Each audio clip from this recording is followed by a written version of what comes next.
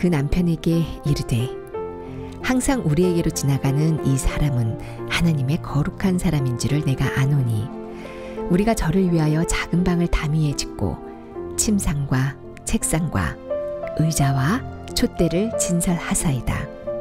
저가 우리에게 이르면 거기 유하리이다 하였더라. 수넴의 한 여인은 엘리사가 하나님의 사람인 것을 알았습니다. 그래서 그를 꼭 집에 모시고 싶었고 섬기고 싶었습니다. 그래서 늙은 남편과 함께 엘리사의 방을 지었죠. 엘리사가 누워 쉴 수 있는 침상과 엘리사가 기도할 수 있는 책상과 의자, 그리고 밤에 방을 밝힐 수 있는 촛대를 마련했습니다.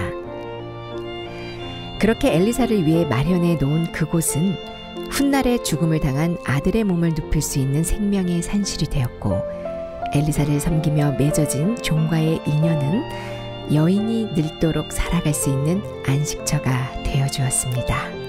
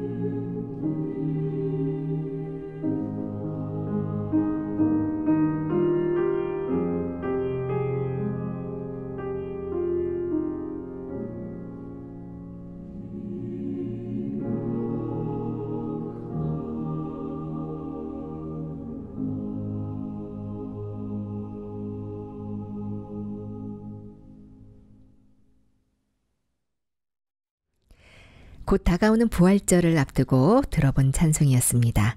기억하라. 그라시아스 합창단이 불렀습니다. 안녕하세요. 마음의 창입니다. 오늘은 4월 14일 기쁜 소식 강남교회 주일날 설교를 함께 나누어 봅니다. 본문은 열왕기 하 4장 엘리사를 섬긴 수넴 여인의 이야기입니다. 기쁜 소식 강남교회 이강호 목사님 나와 계십니다. 목사님 안녕하세요. 안녕하세요. 지난주에는 서울에서 전도자 훈련이 있었는데요. 복된 시간이 되셨는지요? 예, 정말 복된 시간이었습니다. 시간 말씀을 통해서 우리 마음에 있는 인간적이고 육신적이고 하나님께로부터 오지 아니한 것들을 네. 하나님의 말씀으로 우리 마음에서 다 벗겨주시고 또 씻겨주시고 내려놓게 해주셔서 우리 마음이 예수님과 말씀에게 이끌려서 전도할 수 있는 마음으로 축복해 주셨습니다. 네, 이 죄사함을 얻게 하는 회개, 즉 복음이 이 전 세계 전파되는 것이 이 시대를 향한 하나님의 이 뜻인데요. 이러한 귀하고 영광된 직분을 우리들에게 주셨다는 그 말씀을 들을 때 너무 귀한 시간이었습니다. 예, 그렇습니다. 이 성경 열왕기 하에는 엘리사가 만난 사람들이 나옵니다. 오늘은 그 중에 한 명 수넴의 여인을 만나보려고 하는데요. 수넴의 여인 어떤 이야기를 가지고 있을까요? 엘리사가 이렇게 아마 가끔씩 그곳에 말씀을 전하러 가거나 우리로 말하자면 신방 갔을 네. 때 그 집에 이렇게 들렀던 것 같습니다.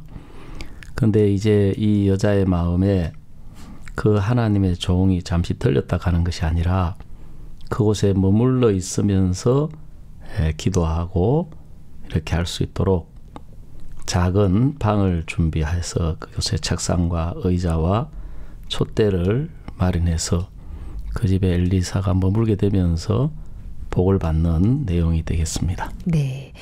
이 수넴의 여인은 아이 없이 늙은 남편과 단둘이 사는 여인이었는데요. 이 늙은 남편에게 무리한 부탁을 하는 것 같은데요.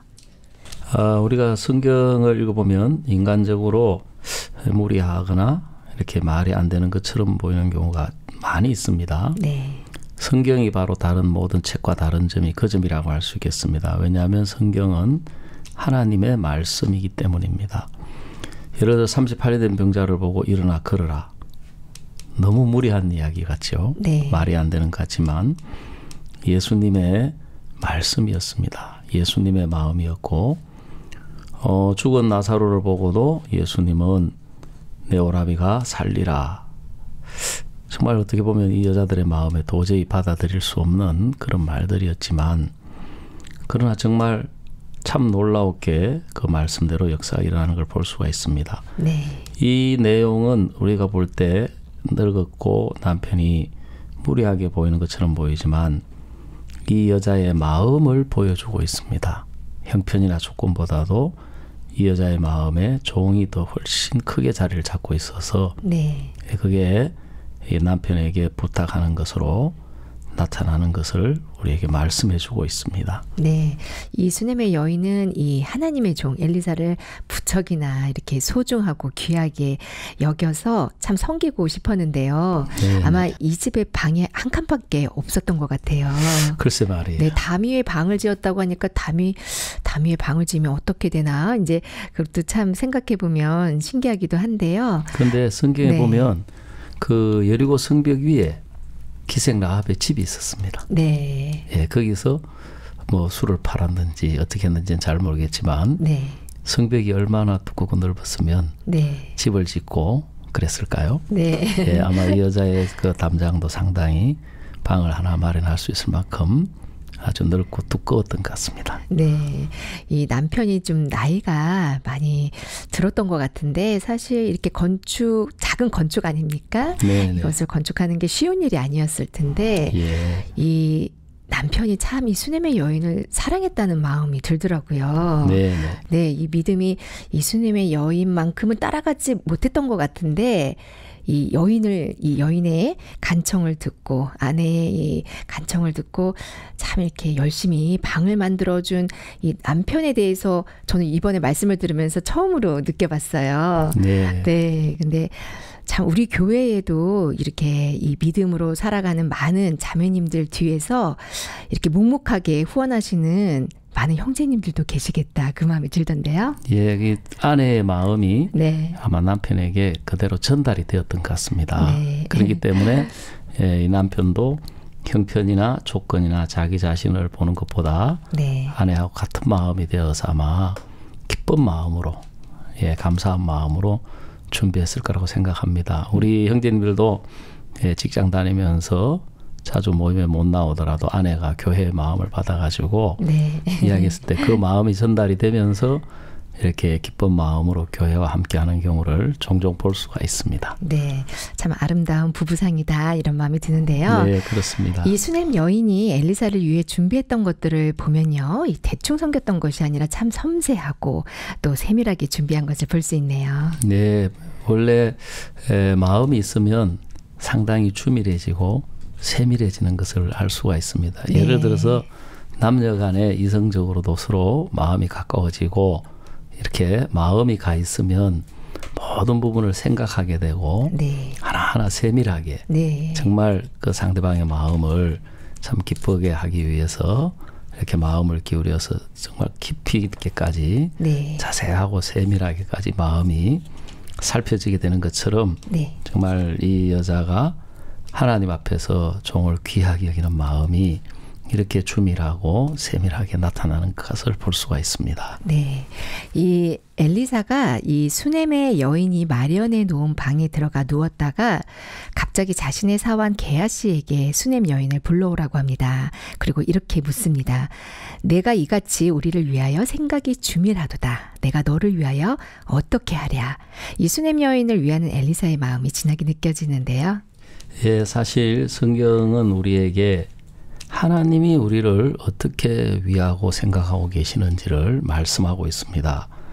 우리는 종종 신앙생활을 하면서 우리 편에서 하나님을 위하고 하나님을 어떻게 섬기는가, 그것을 크게 생각하고 우리 마음이 그곳에 머물러 있을 때가 많지만, 성경은 우리에게 하나님 편에서 우리를 위해서 모든 것을 생각하시고 준비해 주시기 때문에 이 여자가 마련한 것들은 이 엘리사를 이렇게 편안하게 그곳에 머물 수 있도록 배려하고 이렇게 했지만, 엘리사는 이 여자를 위해서 그 여자가 낳을 수 없고 가질 수 없는 생명, 자식을 주는 그걸 통해서 하나님은 우리를 통해서 생명을 주기를 원하시고, 네. 그 생명을 통한 마음의 기쁨과 평안을 주시기를 원하시는 것을 볼 수 있습니다. 제가 네.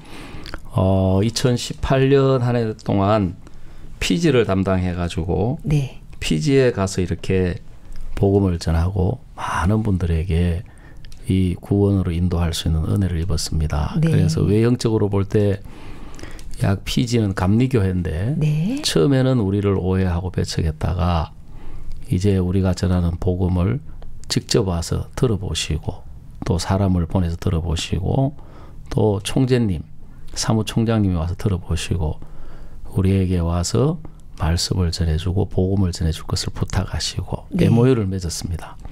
그래서 그때 이제 제가 그곳 섬을 이렇게 담당하게 돼서 1년 동안, 물론 저 혼자 간 것만 아니고 다른 목사님들과 함께 가서 약 1000명의 목사님들에게 복음을 전하고 네. 10,000명의 피지 사람들에게 복음을 전할 수 있는 기회를 가졌습니다. 아, 너무 행복하셨죠? 예, 네. 외형적으로는 많은 일을 한 것 같지만 네.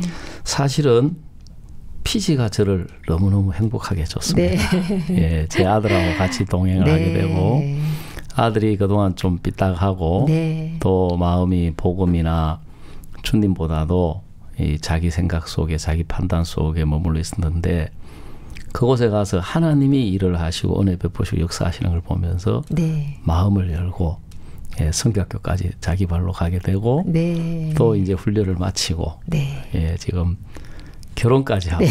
전도자로 파송을 받아가지고 네. 지금 미국의 대전도 집회를 준비하고 있다고 합니다. 아유, 정말 아들과 너무나도 행복한 여정을 주님과 함께 걸으신 것 같아요. 예, 저는 정말 제가 피지 가서 일한 게 아니라 네. 피지가 저를 너무너무 행복하게 해줬습니다. 아유, 참 아들과 아들의 손을 꼭 잡고 또 주님의 품 안에서 함께 같은 길을 걸어가는 두 부자의 모습. 아우, 너무 아름다운데요.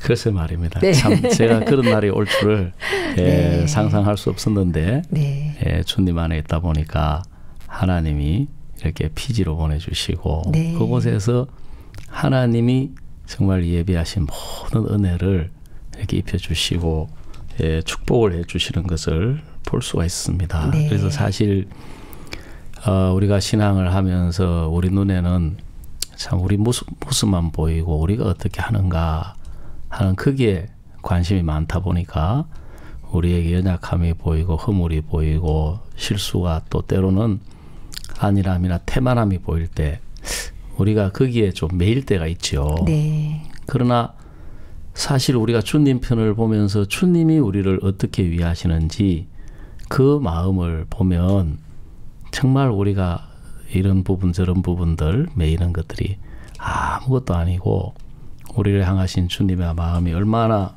크고 넓고 놀라우신지를 발견하게 되면 네. 우리 모두가 다 행복한 신앙이 될 거라고 생각이 됩니다. 네. 여기 열왕기하 이제 4장에 보면 여인이 이 엘리사 하나님의 종을 위해서 섬겼던 것은 3절까지 나오더라고요. 그리고 나머지는 다 엘리사가 여인을 위해서 정말 은혜를 베풀고 생각하고 아들을 살리고 또 앞으로 이 기근이 올 것을 미리 내다보고 또 이 여인에게 다른 곳으로 피하라 그런 말씀도 해주시고요. 그리고 돌아왔을 때 이 여인이 앞으로 먹고 살 그 모든 것들을 다 이렇게 뒤를 다 봐주는 그런 종의 모습을 이렇게 볼 수가 있었어요. 그래서 정말 우리가 주님 앞에 섬기는 것은 정말 작은데 하나님이 우리를 위해서 베풀어 주시는 것은 10배, 100배, 1000배, 10,000배가 되는 것 같아요. 그렇습니다. 네. 심지어 나중에 아이가 네. 죽었을 때도 네. 그 문제를 들고 엘리사 앞에 나아갔을 때 엘리사가 그 아이를 살려서 그 여인과 그 남편의 품에 다시 아이를 안겨주는 정말 놀라운 하나님의 역사를 우리가 이 말씀 속에서 볼 수가 있습니다. 네, 그 엘리사를 위해 만들었던 그 방 안 만들었으면 어쩔 뻔했어요. 그래서 네.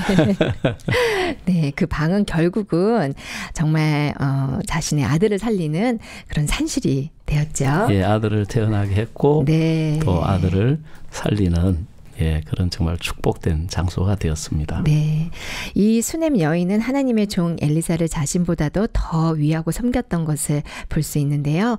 우리는 당장에 내 눈앞에 보이는 이 물질적인 것이나 또 어떤 유익에 우리 마음이 쉽게 기울어질 때가 많습니다. 이 보이지 않는 하나님을 경외하지 못하는 우리들 마음 왜 그럴까요? 원래 우리가 처음부터 가지고 나온 우리의 마음은 네. 지극히 자기중심적인 마음입니다.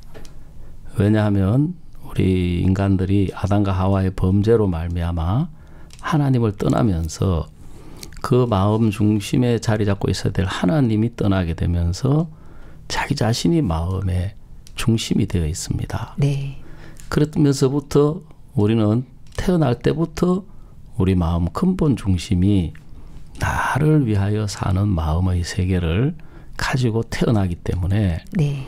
우리가 가진 원래의 마음을 가지고 살면 우리는 정말 우리 자신을 위하여 살 수밖에 없습니다. 그러나 이제 신앙을 하다 보면 하나님과 가까워지다 보면 그게 사탄으로부터 온 것이고 그게 얼마나 악하고 어리석은 것인지를 깨닫게 되면서 정말 내 자신이 중심된 마음에서 정말 하나님이 우리 마음에 세워지면서 또 하나님의 종이 우리 마음의 자리를 잡고 세워지면서 이 여자는 아마 그런 과정을 거쳐서 신앙을 통해서 이런 마음의 세계가 형성이 된 것 같습니다. 네. 대부분 사람들은 자기 편에서 자기를 위하는 마음을 크고 이렇게 중요하게 생각을 하고 있습니다. 네. 그리고 자기중심적으로 모든 것을 생각하게 됩니다. 저도 이렇게 이제 제가 이런 이야기를 합니다. 나는 내 아이들의 참모습을 딱 한 번 본 적이 있다. 그게 무슨 말이냐 하면은 부모들이 자기 아들을 보면 다 예쁘게 보이는 거예요. 네. 근데 저도 제가 제 아이를 보면 너무너무 예쁘고 사랑스러운데 네. 어릴 때 주변에서 자꾸 못났다고 이야기를 하더라고요. 못내미라고. 네. 저는 그때 이해를 할 수가 없었어요. 아니 이렇게 예쁜 아이를 못내미라니 저 사람들 눈이 잘못된 거 아니야? 저 아무래도 저 눈이 잘못된 것 같아. 저 이상해. 근데 어느 날 우연히 제가 무엇을 보게 됐느냐 하면은 정류장에서 이렇게 버스에서 내렸습니다. 우리 집하고 그때 거리가 한 300m 좀 떨어졌는데 네. 그때 이제 개척교회고 2층에 창에 이렇게 문이 다 열려 있는데 제가 이제 생각에 잠겨가지고 터덜터덜 걸어가고 있는데 멀리 창을 쳐다봤습니다. 보니까 너무 못생긴 아이가 둘이 거기 있는 거예요. 야, 우리 애도 못생겼다 소리 듣는데 참 어지간해도 못난이다.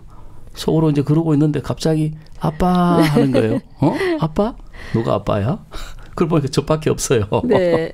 그 정신을 차려가지고 보니까 우리 집인 거예요. 가까웠어요. 네. 아, 내 아이구나. 우리 아이구나 하는 순간 그 못내미가 어디 가든 없어지고 다시 예쁘고 사랑스러운 아이가 있는 거예요. 그런 것처럼 저는 그래서 가끔 이제 농담 삼아 나는 우리 아이들의 참모습을 딱 한 번 본 적이 있다. 네.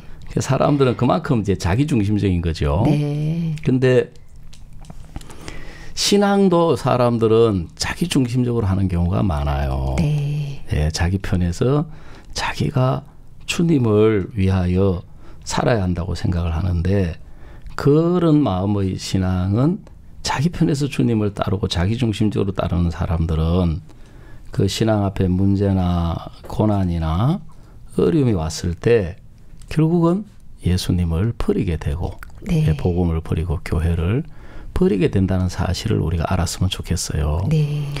베드로도 사실 예수님이 너희가 다 나를 버리리라 하고 이야기했을 때 베드로가 다른 사람은 다 주를 버릴지라도 나는 주를 버리지 않겠습니다 하고 이야기했고 오히려 누가복음 22장에 보면 내가 주와 함께 감옥에도 죽는데도 가기를 작정했습니다.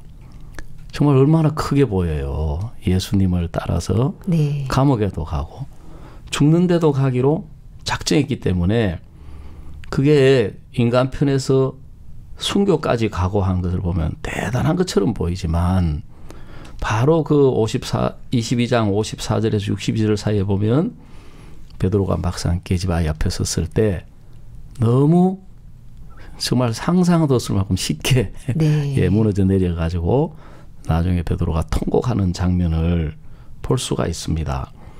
그래서 인간 편의 각오와 결심은 참 큰 것처럼 보이지만 어려움이나 시련 앞에서 무너지게 된다는 사실을 알게 되면 우리 마음이 어려움이 오거나 문제가 오거나 시련이 올 때 우리 마음을 하나님은 그걸 통해서 주님 편에 세워서 정말 주님 편에 서게 되면 내 자신보다 더 복음을 위하고 더 교회를 위하고 주님을 위하는 그 예수님의 마음과 우리의 마음이 하나가 되게 돼 있습니다. 네.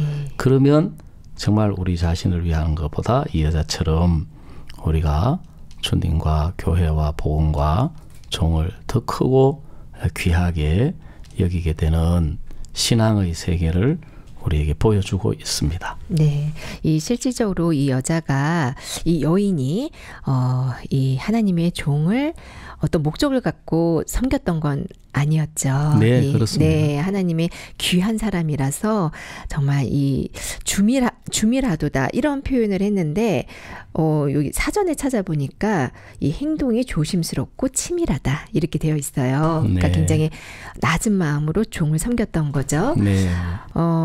하지만 결국은 그 하나님을 섬겼던 그 마음은 결국 이 여자의 인생에 너무 큰 복을 가져다 주지 않습니까? 그렇습니다. 네, 우리에게 복을 주시고 우리를 지키시는 하나님을 믿지 못하는 데서 우리가 우리를 참 스스로를 지키려고 하는 마음으로 기울어지는가 봅니다. 네. 이 수넴 여인은 하나님의 종인 엘리사를 섬겼습니다. 하지만 이 결국은 엘리사가 이 수넴 여인에게 아들을 주고요. 또 재앙에서 지켜주고 또 수넴 여인의 노후까지 살뜰하게 살피는 것을 볼 수 있는데요. 예. 이 수넴 여인의 이야기를 통해서 우리들은 어떤 마음을 배울 수 있을까요? 때때로 우리가 교회와 종과 복음을 위하는 것처럼 보여도 실제로 이 교회와 종이 우리를 위하고 복되게 살아갈 수 있는 모든 능력과 조건을 다 가지고 있습니다. 네.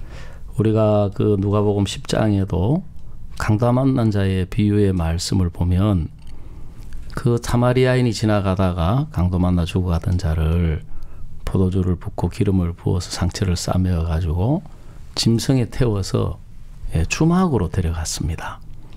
주막은 나그네들이 모이는 곳이죠. 그렇죠. 근데 그곳에 가니까 주막에 주인이 있었습니다. 그래서 이 사마리아인은 그 강도 만나 죽어가다가 건져서 살려 데려온 이 사람을 주막 주인에게 맡겼습니다. 그리고 2데나리온을 주면서 이 사람을 돌보아 주라. 부비가 뜯으면 내가 돌아올 때 갚으리라. 그러니까 이 강도 만나 죽어가던 사람이 주막 안에 머물러 있으면서 필요한 네. 모든 비용을 이 사마리아인은 주막 주인에게 줬습니다. 네. 이 사람 필요한 모든 비용이 다 주막 주인에게 주어져 있습니다. 네. 바로 그 사마리아인은 예수님이고 강도 만나 죽어가던 우리는 잘 아시는 것처럼 강도 만난 자는 우리를 가리키고 네. 주막은 거듭난 하나님 나라를 향하여 가는 나그네들이 모인 교회를 가르치고 네. 그 주막 주인은 종을 우리에게 보여주고 있습니다. 네. 그렇기 때문에 사실 이 여자가 표면적으로 볼 때는 굉장히 그 엘리사를 위하고 섬긴 것처럼 보이지만 그 엘리사에게 이 여자를 복되게 할 수 있는 아까 말씀하신 것처럼 행복하고 기쁘고 노후에 그 이후까지 모든 것을 복되게 할 수 있는 모든 조건이 엘리사로 말미암아 네. 주어진 것처럼 우리도 이 교회 안에서 우리를 복되게 할 수 있는 모든 것이 이미 하나님에게 종에게 주어져 있다. 네. 그 사실을 알게 되면 우리도 우리 자신을 정말 종에게 맡기고 이 여자처럼 이렇게 행복한 삶을 살 수 있을 거라고 믿습니다. 네, 매우 중요한 비밀인 것 같아요. 네. 하나님의 종 엘리사를 섬겼던 수넴의 여인을 이 성경에서는 그녀의 이름 대신 귀한 여인으로 소개하고 있습니다. 소중히 자신보다도 하나님을 더 섬겼던 수넴의 귀한 여인, 결국 자신을 가장 복되게 하였던 귀한 마음을 가지고 있었습니다. 오늘 이 귀한 말씀 전해주신 기쁜 소식 강남교회 이강호 목사님 감사합니다. 예, 감사합니다. 거친 파도 날 향해 와도 주와 함께 날아오르리. 마산지역 합창단이 부르는 주 품에 들으시고 저는 2부에서 다시 뵙겠습니다.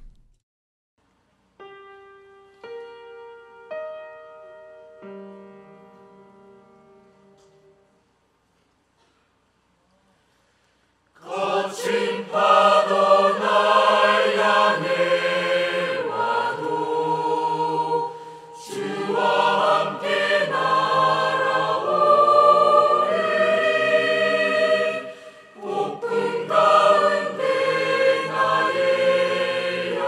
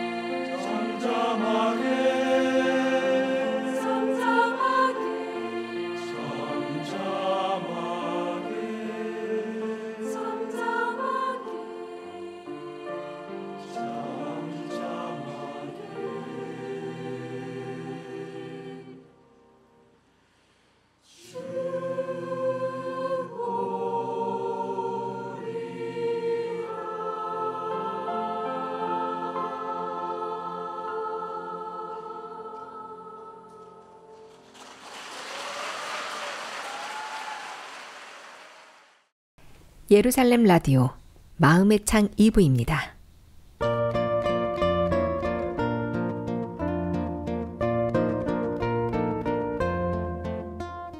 그거 아무것도 아니에요. 성경에서 나오는 안식일은 금요일 해질 때부터 토요일 해질 때까지인데 현재 기독교에서는 주일 예배를 일요일에 드리고 있습니다.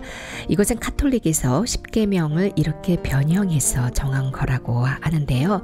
과거 카톨릭에서는 일요일법이라고 해서 이를 지키지 않으면 사형도 시키고 성경을 읽기만 해도 어마어마한 고문과 형벌 벌금을 징수했다고 합니다. 이런 카톨릭이 정한 주일을 당연하게 받아들이는 것이 맞는 건지 궁금합니다. 예수님은 율법의 1.1획도 없어지지 않을 거라고 하셨는데 율법의 가장 핵심이고 기본인 십계명을 카톨릭에서 고친 대로 지킨다는 게 이상해요. 성경에서 정한 안식일이 주일이 되어야 하지 않을까요?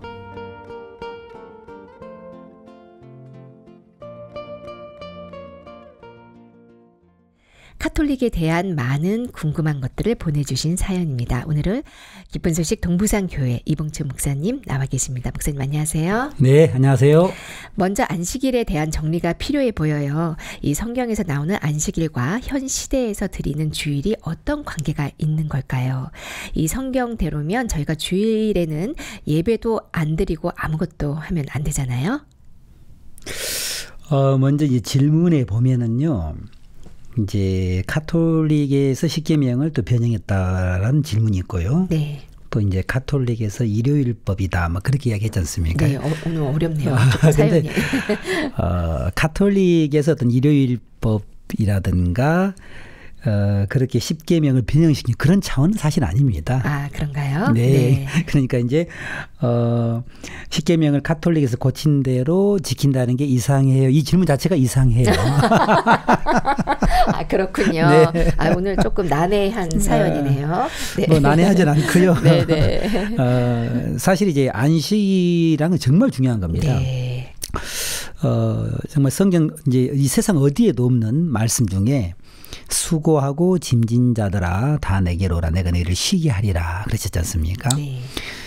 정말 이 안식은 하나님 안에 우리 예수 그리스도 안에만 있는 거지 않습니까? 네. 세상에 어떤 데도 이 안식은 없는데 그래서 그만큼 이 안식일은 참 중요한데 그 마가복음 2장에서도요.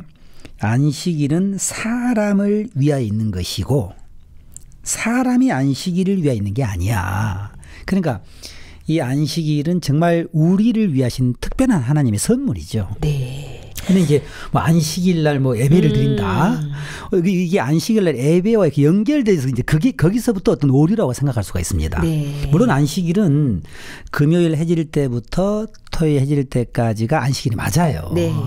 그래서 그 안식일은 어떤 그 창조의 어떤 그런 신앙이 있지 않습니까? 천지와 만물이 다 이루니라. 그 제7일 안식일을 주시고 그 안식일을 축복했지 않습니까요? 네. 복되게 하신 것처럼 이거는 정말 이제 예수 그리스도의 그림자이고 우리가 무슨 안식일 예배를 드려야 되나 주일날 예배를 드려야 되나 근데 이게 이렇게 연결되진 자체가 어떻게 벗어난 거죠? 그렇죠. 본연 어떤 안식일의 네. 의미에서 많이 벗어난 거죠. 아, 그러네요. 예, 근데 많은 분들은 이제 특히 뭐 안식일 교회도 있고요, 뭐 하나님의 교회, 또 그 여호와 증인도 그렇고 뭐 신천지도 그렇고 자기들 나름대로 이렇게 뭐 안식일 하나 그 지킨다. 사실 안식일을 지키는 게 아니고 네.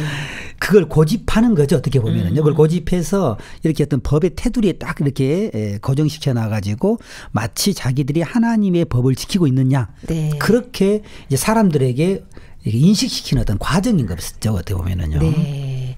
이 안식일은 사람을 위한 것인데 그렇습니다. 네. 이 안식일에 매여서 오히려 더 복잡하고 힘들고 네. 여기서 매여 사는 이제 그런 이제 현상들을 우리가 많이 보게 되는데요. 네. 이 안식일이 아닌 일요일에 주일 예배를 드리는 것이 카톨릭에서 정한 거라고 이렇게 사연을 보내주셨는데 이게 사실인가요? 그렇지는 않고요. 네. 이제 우리가 이제 올해는 4월 21일 날이 부활절 우리가 행사가 있지 않습니까? 이 부활절은 일요일입니다. 네. 왜냐하면은 예수님은 이제 금요일 날 돌아가시고 금, 토일, 일요일 새벽에 부활하셨어요. 네. 그래서 이제 어떻게 보면 이 안식은 어떤 창조의 하나님의 어떤 그런 그 신앙에서 이 안식일을 주신 어떤 그런 의미가 있다 하면은요. 네.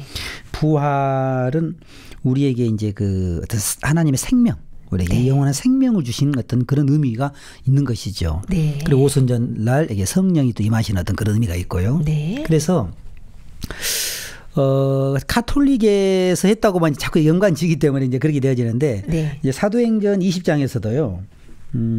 그 안식 후 첫날 또 많은 분들이 모여서 계속해서 말씀을 드리고 예배를 드리는 그런 이제 성경이 사도행전에 나와 있습니다. 네. 그러니까 그 카톨릭이 형성되기 훨씬 전에도 훨씬 전에. 예, 안식 후 첫날 네. 제자들이 모여서 말씀을 나누고 예배를 드리고 그런 것들이 성경에 많이 기록이 되어 있습니다. 아, 그렇군요. 예, 그래서 네. 많은 분들 물론 이제 카톨릭에서 이제 일요일, 네. 이제 일요일을 지켜라. 네. 이제 그런 어떤 그런 것들이 있긴 있었습니다. 네, 네. 312년경에 콘스탄틴 황제가 전쟁이 승리하고 나서 나도 그 그리스도인이다. 이제 그렇게 하면서 그때부터 사실 이제 카톨릭이 시작이 된 거예요.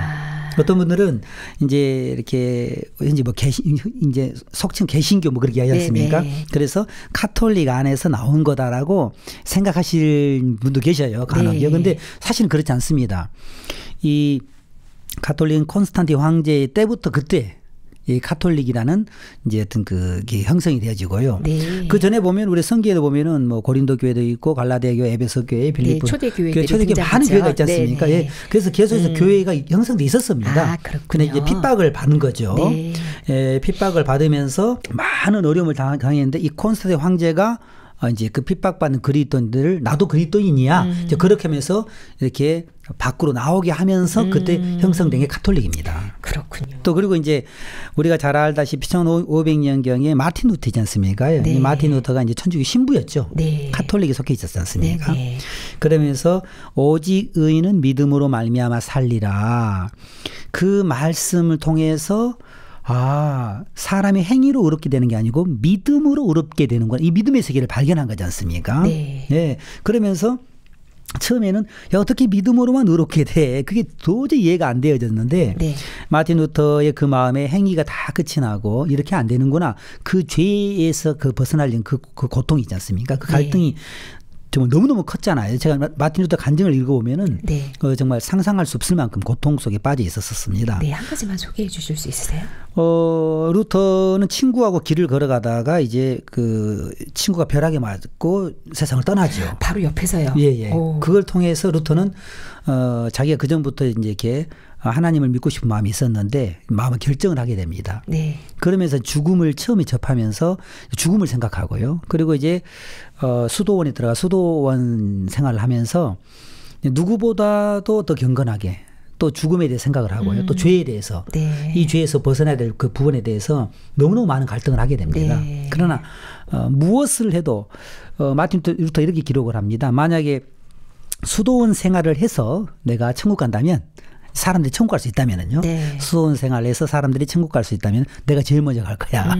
그렇게 이야기할 정도로요. 네. 그리고 그 독일은 저도 여러 번 가봤습니다만은 그 대리석 바닥이 아주 차가워요. 네. 차가운데 그 차가운 대리석 바닥에서 기도하다가 잠든 적이 한두 번이 아니었다고 합니다. 그때 이제 수도원 원장이 깨우거나 이 이불을 담요를 덮어주어 이제 살고 그랬는데 그래서 그만큼 이제 이 루터는 죄에서 벗어나려는 그런 마음이 또 원함이 너무너무 컸었어요. 얼마나 고통스러웠겠어요. 예, 그러다가 이제 네. 아주 이제 그 결정적인 그 계기는 뭐였냐면은 로마 카톨릭 회에서 로마에서 이제 카톨릭 본부에서 모든 이제 수도원의 대표자들 불렀습니다. 대표자들 불러가지고 이제 어떤 그 의논할 일이 있었는 거죠. 네. 그러면서 이제 수도원 대표들을 불렀을 때 이 루터가 그 수도원 대표로 가게 됩니다. 네. 그때 루터는 너무너무 기뻤다고 그랬습니다. 왜냐하면은 그 로마의 그 성당에 그 콘스탄틴 황제의 그 어머니 헬레나가 있는데 그 헬레나는 그 어머니는 특별히 그 어떤 예수님의 발자취를 네. 사모하는 그런 여인이었는데 네. 그때 그 로마의 그 이제 성당에 본디오 빌라도에게 예수님이 재판을 받는 네. 예, 그 계단이 있었습니다. 그 네. 계단. 그래서 그 당시 그 연구자 그 역사를 보면은요. 그 계단을 28개의 계단을 자기 내 탓이요 이제 죄를 이제 기도문을 외우고 죄를 이제 고백하면서 한 계단 올 때마다 9년씩의 죄를 사해 준다고 돼 있습니다. 그걸 누가 정했을까요? 그때 가톨릭에서 그렇게 했겠죠. 네. 네, 가톨릭에서 한 겁니다. 네. 그때 루터는 마지막 기대를 거기 한 거죠. 그 28개 계단에 마지막 그 기대를 합니다. 아, 내가 무엇을 해도 내가 죄에서 벗어날 수가 없는데 내가 저기 가서 하면은 고백을 하면 될 거야.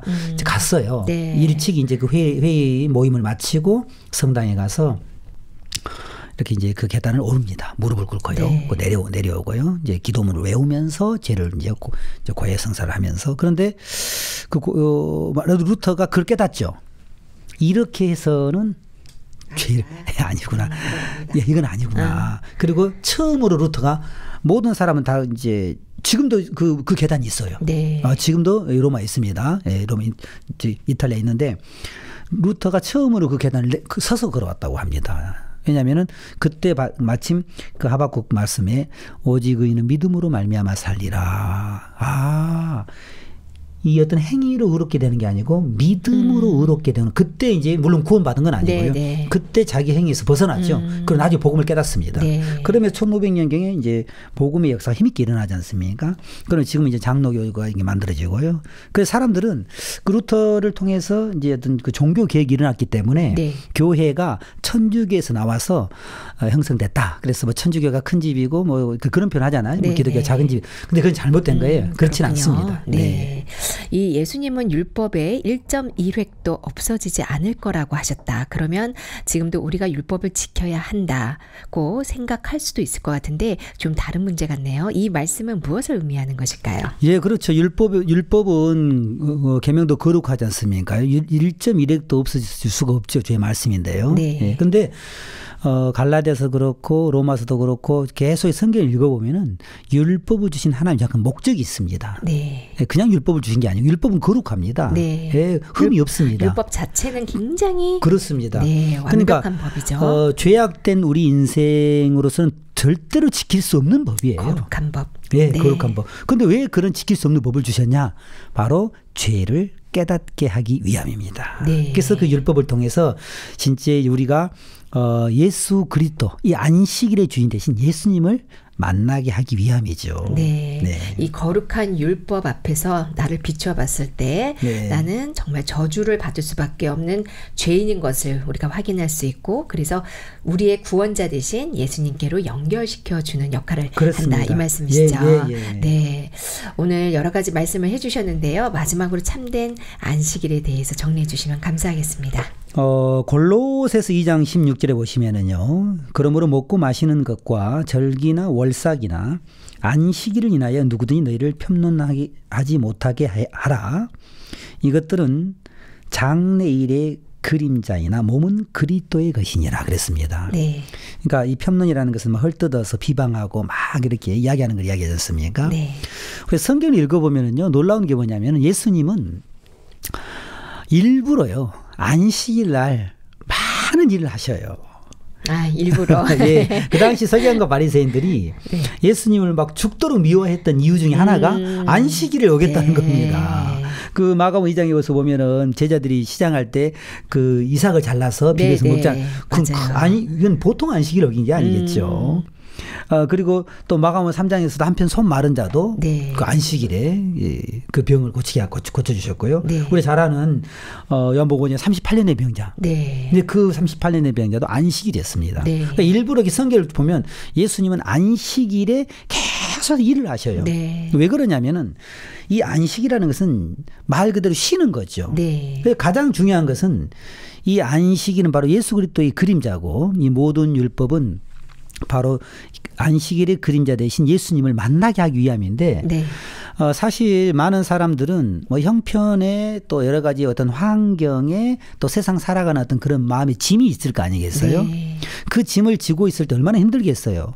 근데 안식일이 있어가지고 그 짐을 내려놓으면 그것만큼 행복한 게 어디 있겠습니까? 그렇죠. 내가 병에 매여 있다. 병의 짐을 지고 있었는데 예수님을 통해서 안식일의 주인 되신 예수님을 통해서 그 짐을 내려놓고요. 더 중요한 것은 사람들은 태어날 때부터 아담 안에서 우리는 행악의 종자로 태어났기 때문에 죄의 짐을 지고 있는 겁니다. 네. 무슨 수를 쓰더라도 그 죄의 짐을 벗을 수가 없죠. 네. 그래서 하나님은 이 안식일의 주인 되신 예수님을 통해서 네. 세상의 어떤 짐뿐만 아니고 절대로 우리 스스로 벗어날 수 없는 이 죄의 짐을 네. 구원자 되신 안식일의 주인 되신 예수님으로 말미암아 그 짐을 벗을 수 있는 길을 만들어 주신 거예요. 네. 그래서 인자는 안식일의 주인인데 이거는 제가 뭐 이제 제가 겪었던 일인데 네. 안식일께 다니신 분이 정말 제가 너무 안타까웠던 게 뭐냐면은 그분이 금요일 저녁부터 토요일 저녁까지 안식일을 지켜야 되는데 네. 빵집을 하셔요. 아, 그러시구나. 근데 빵 가게에는 금요일 저녁부터 토요일 저녁까지 장사 제일 잘 돼요. 그렇죠. 주말에요. 근데 네. 이제 문을 닫아야 되는 겁니다. 네. 제가 옆에서 봤을 때 너무너무 안쓰러울 정도로 그분이 저한테 그런 얘기를 했어요. 사실은요. 근데 나중에는 결국은 토요일 날 예배 드리고 나서 문을 열더라고요. 네. 또 한 번 제가 이제 그 어떤 장로님을 만나서 이런저런 이야기하는데 제가 그런 얘기 했습니다. 장로님 저는 365일 안식일을 지킵니다. 그러니까 그런 게 어디 있습니까 목사님? 그런데 예, 제 마음에 안식일의 주인 대신 예수님이 계십니다. 그래서 우리가 뭐 이렇게 카톨릭에서 주일을 뭐 이렇게 일요일을 해가지고 지켜야 된다. 네. 카톨릭에 나온 것도 아니고요. 네, 네. 물론 이제 콘스탄틴 황제가 그렇게 정한 것은 있었습니다만은 사실 우리가 이렇게 일요일 날 이렇게 예배를 말씀을 나누는 것은 꼭 우리가 일요일만 예배 드리는 거 아니지 않습니까? 네. 수요일 예배도 드리고요. 그래서 우리는 특히 이제 안식 후 첫날 이제 부활하신 주님을 우리 마음에 그 찬양하고 네. 높이고 그래서 네. 예배를 드리고 있습니다만 네, 네. 정말 그 예배라는 것은 꼭 이렇게 뭐 일요일을 정해서만 드리는 게 아니고 네. 매 순간순간 우리 마음에서 주님 앞에 나아가는 거죠. 네, 정말 365일 안식일입니다. 네, 그렇습니다. 네, 안식일 복잡할 거 하나도 없습니다. 네. 안식일은 바로 우리의 모든 죄짐을 대신 지어주시고 우리들에게 참된 쉼을 주시는 바로 예수 그리스도이십니다. 오늘 이 기쁜 소식 함께 나누어 주신 기쁜 소식 동부산교회 이봉철 목사님 감사합니다. 네, 감사합니다.